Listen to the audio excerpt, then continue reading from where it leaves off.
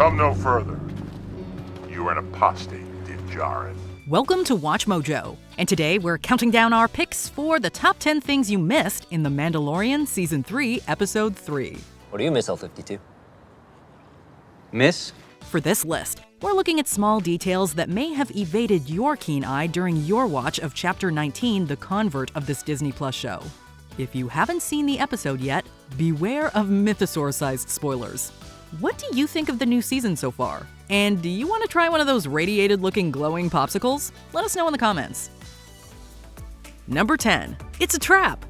This one is definitely a more playful callback, but one we're perhaps most geeked about. Wait, this is a mind flayer. This is a 602 mitigator.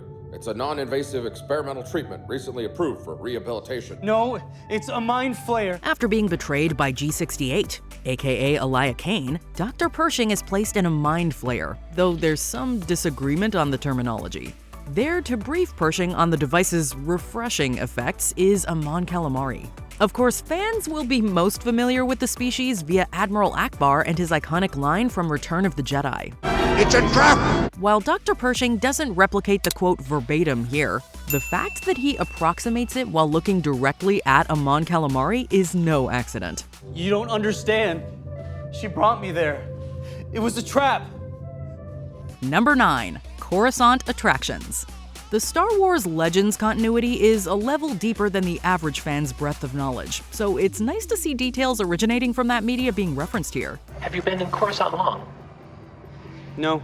Well, I think you will find it a very lovely city. You must be sure to visit the Sky Dome Botanical Gardens. The mysis blossoms are in full bloom, and oh my, are they something to see. As a taxi droid escorts Pershing to Amnesty housing, it recommends a series of desirable destinations for the Doctor to check out. And if you have time, the Galactic Museum is a wonderful exhibit on hyperdrive technology. From the mysis blossoms at the Sky Dome Botanical Gardens to the Montabaur remains at the Holographic Museum of Extinct Animals, these locations were originally mentioned in novels written by Kevin J. Anderson back in the 90s. We may not ever see these in live action, but at least we have an itinerary if Disneyland ever recreates Coruscant at Galaxy's Edge. Become a Watch Mojo channel member and get exclusive perks like Mojo emojis, loyalty badges, priority comment replies, and exclusive members-only content, including live list rankings with the Mojo staff and peeks behind the scenes.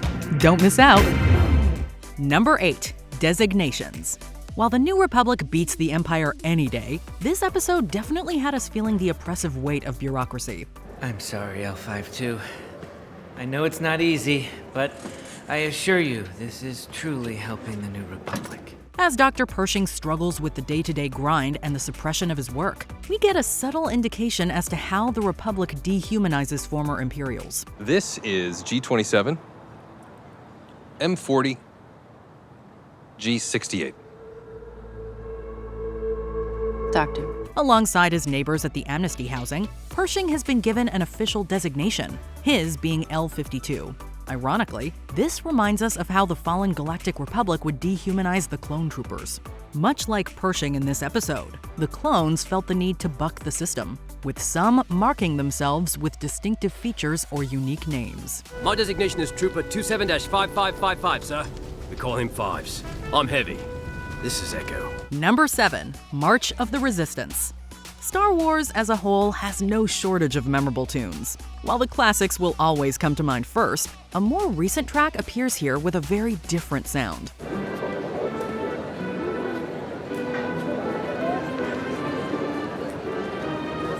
As Dr. Pershing and Elia inspect the peak of Umate, heard is a more carnival-like rendition of John Williams' March of the Resistance, which first appeared in 2015's The Force Awakens. It's the Resistance. It's actually not the first time the theme has been featured on The Mandalorian.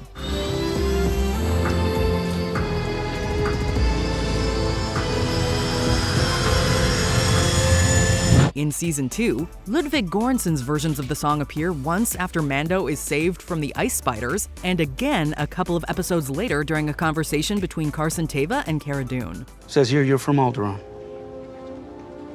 I served during Alderaan.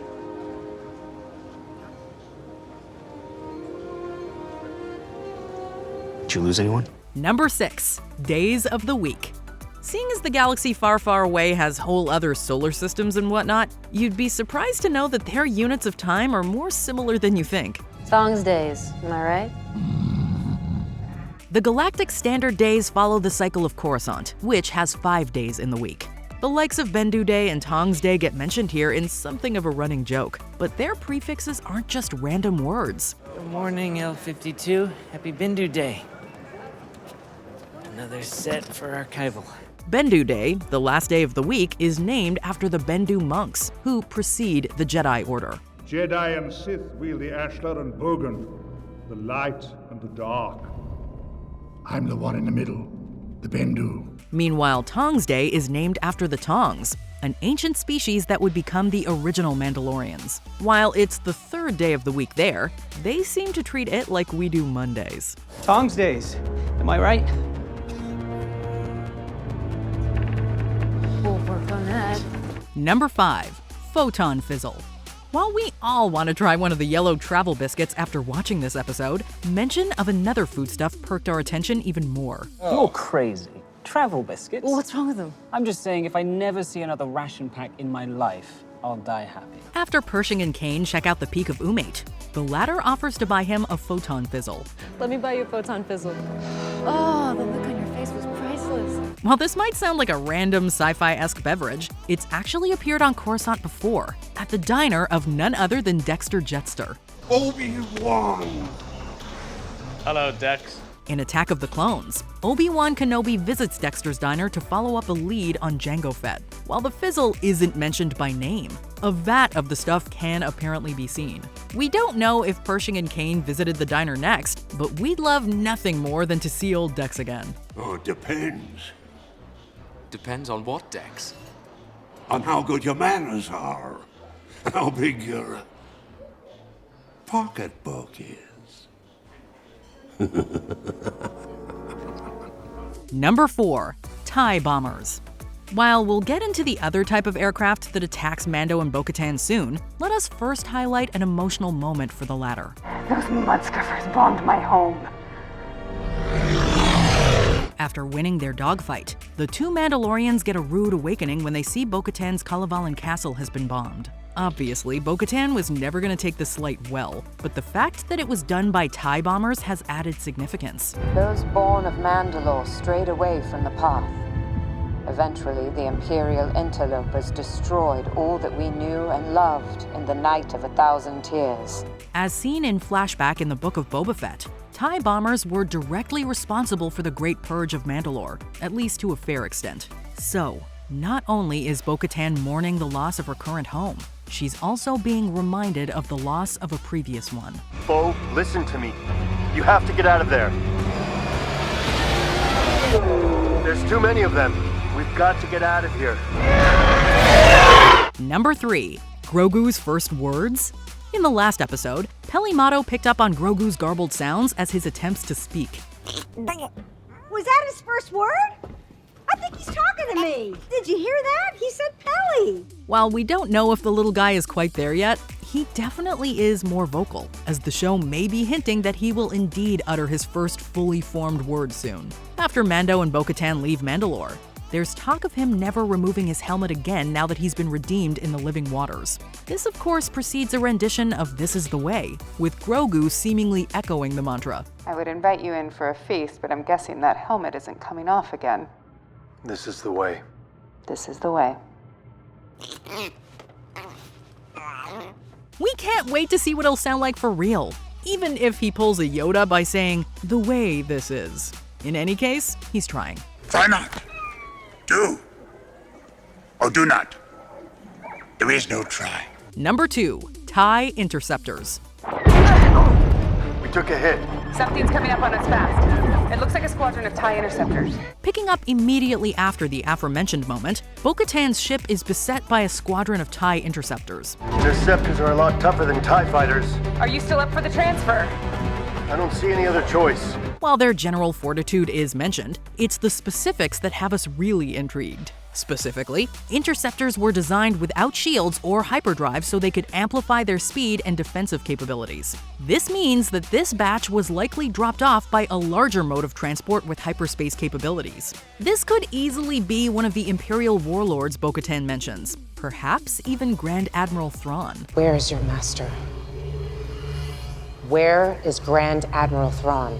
We know Thrawn is coming in future Star Wars TV, having last been seen being taken into hyperspace himself by Purrgil, which we vaguely saw in the Season 3 premiere. Coincidence? I think not! Number 1. Strand casts.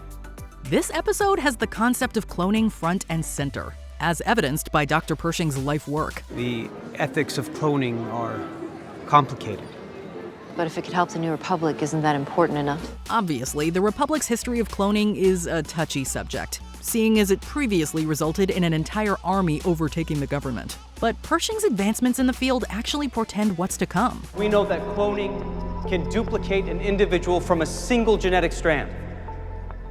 What my work explored was the hopes of combining multiple strands to create replicas that incorporated the best genetic attributes of both donors. We're first introduced to the Doctor as he gives a speech on how his past work was corrupted by his employers. But he touches on a type of cloning called strand casting, whereby a new individual is created from a combination of cloned parts. Of course, the most infamous product of this process is Supreme Leader Snoke. Young Rey. Welcome. We know Palpatine is still out there, and this may be a connective tissue. The dark side of the Force is a pathway to many abilities some consider to be unnatural. Did you enjoy this video? Check out these other clips from WatchMojo, and be sure to subscribe and ring the bell to be notified about our latest videos.